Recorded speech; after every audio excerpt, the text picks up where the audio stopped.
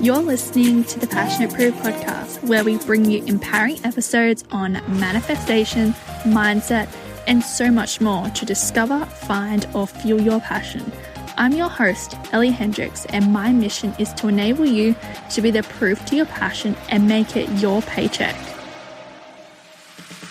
Hello, Grace. Welcome to the Passionate Proof podcast. Thanks for having me. No worries at all. Thank you for being here. So let's get straight into it. For the listeners who don't know who you are, could you give us an insight to the life of Grace? Absolutely. So my name's Grace. I'm 21 years old. I currently study a Bachelor of Business, majoring in marketing. I also run my little side hustle on the side of everything else. You could say I like to keep busy. I live on the Gold Coast with my biggest supporter and partner, Sam. I had a few different jobs since leaving school, but never have been completely happy with them. I knew what I wanted to do, but I took a leap and just went for it. Love it. And for as this is the Passionate Proof podcast, something I asked all my guests is, what are you passionate about or passionately working towards? So I am so passionate about helping women in business. I'm all about women supporting women and helping one another grow. I am passionately working towards finishing my degree and growing a marketing firm where I can help so many people grow their business into empires. Oh, that is so cool. I can't wait for that to happen because Grace is just one of those people that gets shit done, literally. So to give you a little bit of a background, Grace and I went to school together many moons ago, like only a couple of years ago, but feels like forever.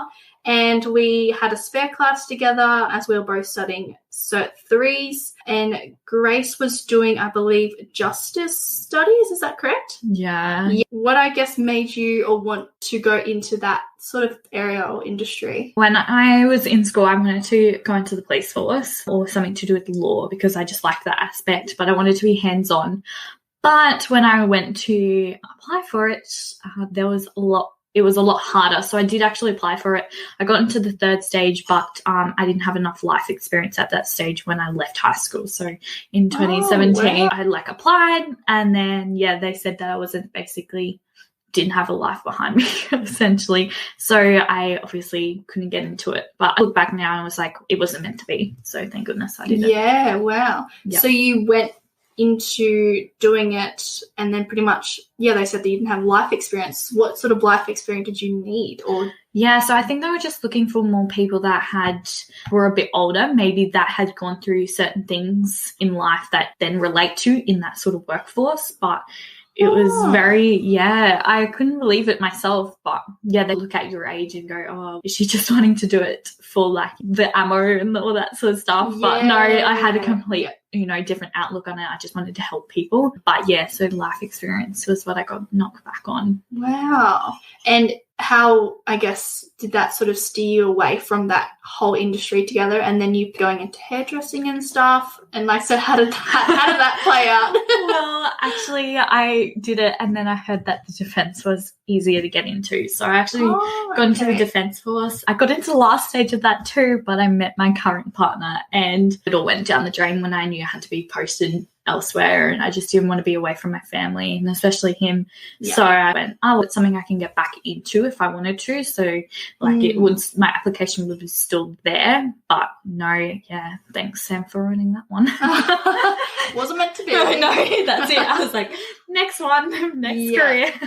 So what happened after that? Obviously you were still with Sam today, and you went into pursuing hairdressing apprenticeship? Yeah, so I actually, when I finished all that, I went into property management. So I got my real estate certificate, and I loved that. I loved the place where I worked. It was just amazing, but it wasn't for me. It was just a bit, like, I went into sales for a bit because I thought maybe that was more me, but I'm too honest for sales, and I would tell them everything that's wrong with the property, not everything that's good about it. So I'm too honest for that, and I feel like you'd have to be a different person to perceive like something, like it could look like crap on the outside, but you'd have to try and sell that, whereas I couldn't. I'd be like, this is wrong with it, this is wrong with it.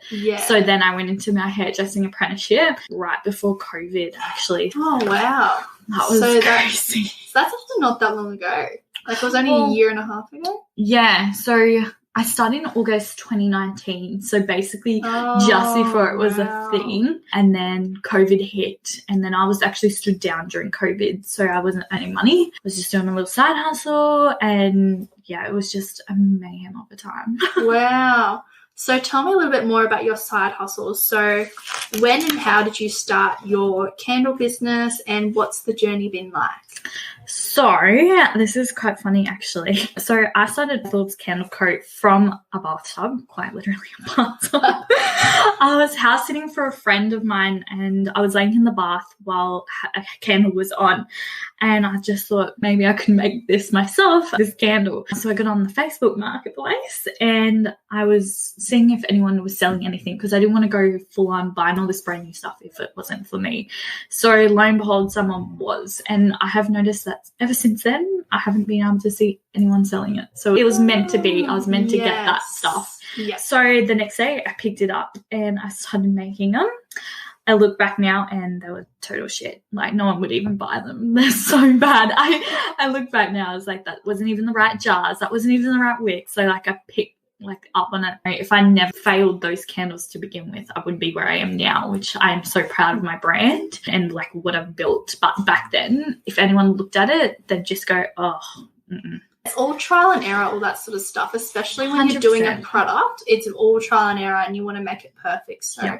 Exactly. Yeah. When I failed, I was like, oh my gosh, this is completely wrong. So I tried everything. So I didn't actually start selling them until probably like a year and a half into actually making them, because I didn't want to burn somebody's house down, to be quite honest. Yeah. And I wasn't so happy with my brand at that time, and I didn't know like a lot. So I tried, I tested. It took me like a year and a half to fully get to a place where I'm like, yeah, I'm happy with that. I'm happy to sell that now. So, wow.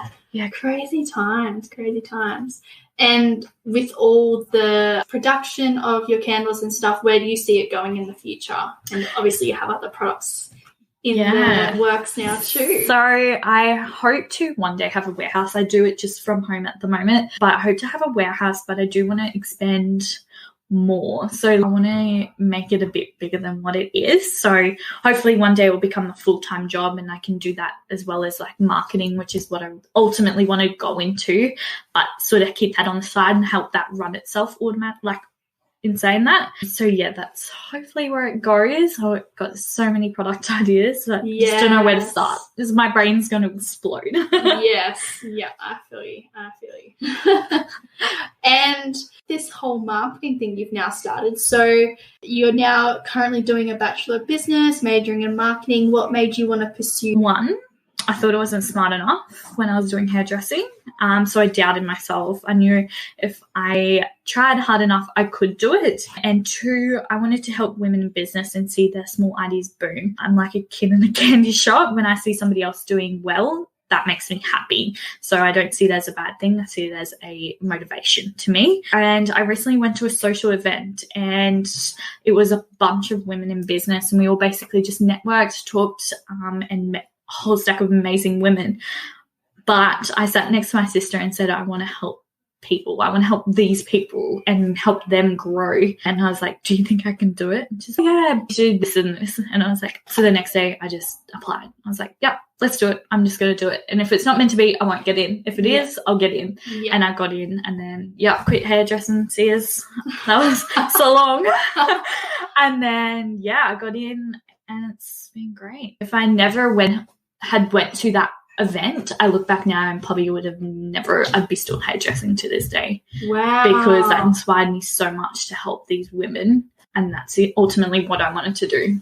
That's incredible. It's so amazing. Like, one time in your life can completely steer you in a completely different direction in your career or any part of your life. So it's so interesting. So amazing, like how things work. The way I see it, like if I was meant to finish my hairdressing apprenticeship, like it was my mental health was just not well. I was trying to finish it because I thought I was going to be a failure if I didn't.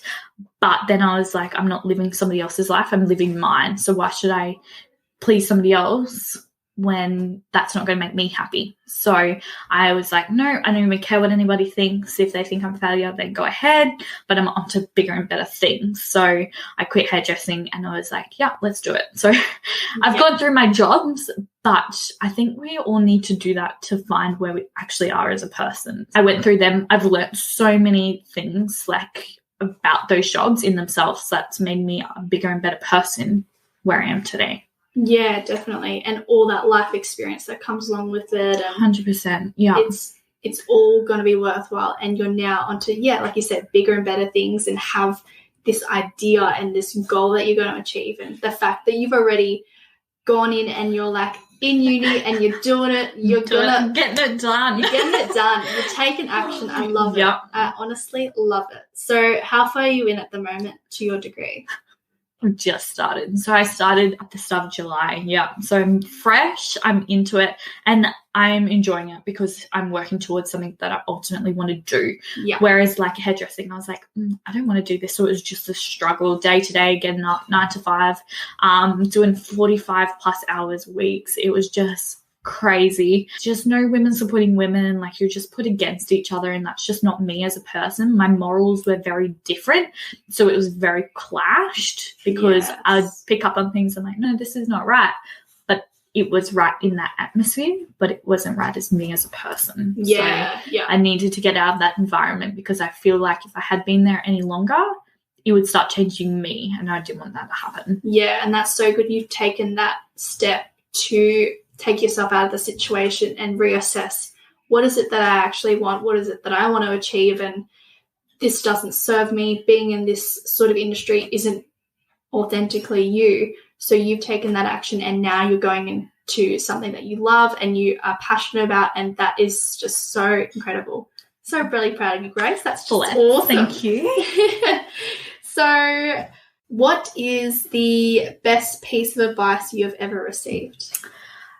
Probably the best piece of advice I've ever lived by is better an oops than a what if. And we're all exactly where we need to be, and things just don't work out because better things are happening. So like if I was still hairdressing, this would have never come by and I'd be living my miserable life. So yeah, definitely better an oops. So I applied uni. If I didn't apply, then I'd still have a job. Yes. But if I had never applied, then I would never know. So that's exactly why I did it. Also, what book recommendations do you have if you read books? Oh, I do actually. So I'm a bit of a sucker. I've just read all the Jane Harpers. So it's basically the movie The Dry. So it's like a murder mystery. I don't know. I'm just like a sucker for thrillers and that. Like it keeps me into it. If I read the first page and I'm not in the book, it goes back on the shelf, like boring. Yeah. But yeah, so I just read the Jane Harpers. I've recently read Golden Dust by Samantha Wills. So that's about basically she had a small business and it grew into this multi-million-dollar thing. It was just jewelry making. She just did it on her dining room table. Wow. And then people just loved it, and it went into the runway. It was huge, and she basically showed that she overcome so many hurdles to get to a point, which I don't want to spoil it, but it's honestly amazing from like a multi-million-dollar thing to hear somebody else's story of how they just started small, but then made a full empire, went overseas, like crazy. Wow. When you think about all businesses that turn into multi-million-dollar businesses, all start small and all start somewhere. So it was like more of an inspirational book for me, because then that's what I want. Hopefully my brand to be. Yes. Maybe not as big because that would be stressful, but if so, that'd be great. Yeah. Yeah. But if you are striving to have a warehouse and all that, you probably have team in and to help you and stuff like that. My little team. I like look at myself like, I don't mean to toot my own horn or anything. No, but I look at people who have like a business and they have staff, and I'm like, if I had staff, oh my gosh, they'd be well loved. I'd be like, yeah, let's just go out. Who cares? Yeah. And like, yeah, let's do this. Let's you know, here's free stuff for everyone. You know, I just like look at it. I'm like, you got to make an environment fun, otherwise you will go through your staff. 100%. Yes, that's so true. And yeah, one day when you have your team, you will be able to be in there from their point of view sort of thing and know how to treat your staff, because you're going through hairdressing and stuff, like that really was a life lesson for you not to implement that when you have your own business and your own team.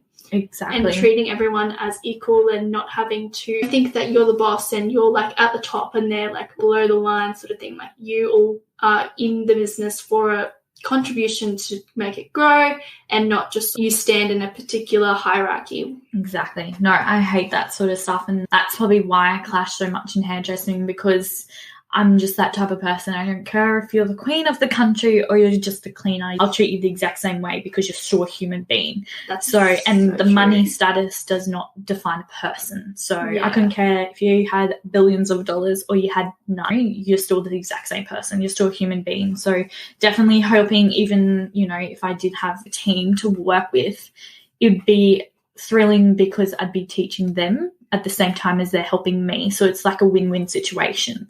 So that's what I'd love to get out of. It's not about money. Money does not make anyone happy. Doesn't run it probably runs well. To me, it's nothing.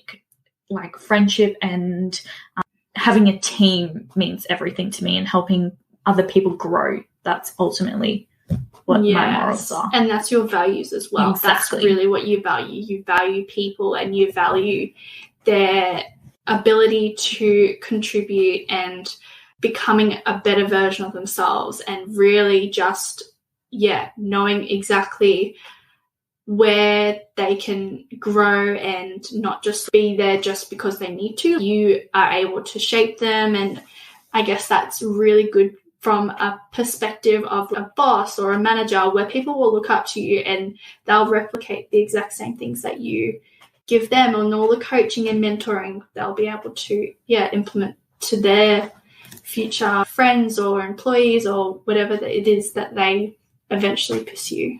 Absolutely, 100%. I just think that there's two types of bosses, and I've always lived by this. There's one that will, if you do wrong, will drill you of why did you do this? That's not good enough, blah, blah, blah.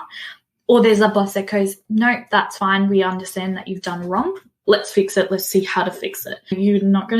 Your staff won't appreciate you if you just go in hard. You want to build them up. I feel like you'll learn more by being nice. They'll learn more. So if you're just like, why did you do this? How? And then you take it from a different perspective and actually say, let's do it this way instead of that way. And they'll appreciate you more for doing that. Definitely. Because you weren't so straightforward, or you weren't so blunt about situations. And instantly putting the blame on you, whereas the other type of manager is like a really solutions-based and learning and coaching and development, whereas that's the sort of manager that you need. Whereas if you have that sort of other manager where it's like blame and you did this, you did that, and you just don't grow as a person or in your career because you feel like everything that you do, you're anxious of your next move, or you're always holding back because you don't feel like the thing that you're going to do is going to be up to their standard. And that's so hard to live with, especially in any aspect of your life. So yeah, definitely a team, not a group. You're not working alone, you're working with each other. That's it. Love that. What is your favorite quote to go to for some inspiration or to put you into a high vibe? I actually loved writing this one because, like I said, I'm all about quotes. I got a whole board of them. I was like, which one am I actually going to pick? But there's always one that stands out. So basically the event that I went to in May was by, she's just like a queen of social media, Emma Williams. So she has her own little social media business, and it's just beautiful. And she said when we were at that event, confidence is I'm not better than her. It is, I am great and so is she. So basically, don't compare yourself to anybody else. Work together and work as a team. Yeah, pretty much what we were talking about before. 100%. Yeah, so I live by that quote because I think too many people put themselves in competition with one another instead of helping each other out. So the world would be a better place if we just worked together and helped each other than worked against each other and make rivalry. It's not women supporting women. It's just not there. Yeah, so true. And you can learn things off each other as well when you're both in the same position, and knowing that there's always a space in the market for you if you create your own sort of space and make it unique, and people will recognize that. Whereas if you're going against each other and it's very competitive and you're not going to be able to stand out because you've got this negative like you have a negative persona about you and your like what you're actually promoting and all that sort of stuff. So I guess being able to know that you have the confidence in yourself in what it is that you are going to achieve, and you're confident enough to know exactly what it is that you want, and knowing that there is a space in the market for you. You just got to find it and make it unique. And yeah, confidence isn't easy. It's something that you learn along the way. And yeah, it is so magnetic. Yeah. People see 100%. the confidence within you and they build confidence, sort of thing. A hard concept to explain. Yeah, I know where you're coming from, 100%. I just think that there's so many people that do this thing alone. Like, I don't have anyone to help me with my business and I do it all alone. But when you have people, like just the other day, I messaged someone, I have never even met her, but I wanted her advice and she was happy to give it to me. She didn't have to. If you work together, so you're almost like you have staff, but you don't. Yeah, and because they're just helping you out, and you feel good about it yourself because you've helped somebody else. And then I feel like good karma. If you help somebody when you need help is there. So that's exactly why. Yeah. You know, I love that quote. Yeah, definitely. All right, let's wrap things up, Grace. Thank you so much for answering all the questions. Where can the podcast listeners find you? Gonna toot my own horn again. So I have my Instagram. I mainly do my Instagram. I just think that's my main platform. So at EO Candle Co. So that's my business account. So you can find me there. I don't even use my personal account anymore because I just love my community that I have on there. They're just such like an uplifting community compared to my personal one where I'm like, oh, boring. So I just use my business account now. I barely go into my personal one. So yeah, definitely Earth Orbs Candle Co. Love it. That's so good. Well, thank you so much for coming on, Grace. Thank you for having me. So good speaking to you and catching up on live. That's it. Half an hour. No, it was an hour and a half and just to catch up. I love that. Oh, it was so good. It was so needed. It was just like life and career and everything in between. So yeah, it's so good, and you're just full of knowledge, and I can't wait to see where your business and so many things up the sleeve. Yeah, everything comes to and where it all goes. So yeah, thank you. Space. That's it.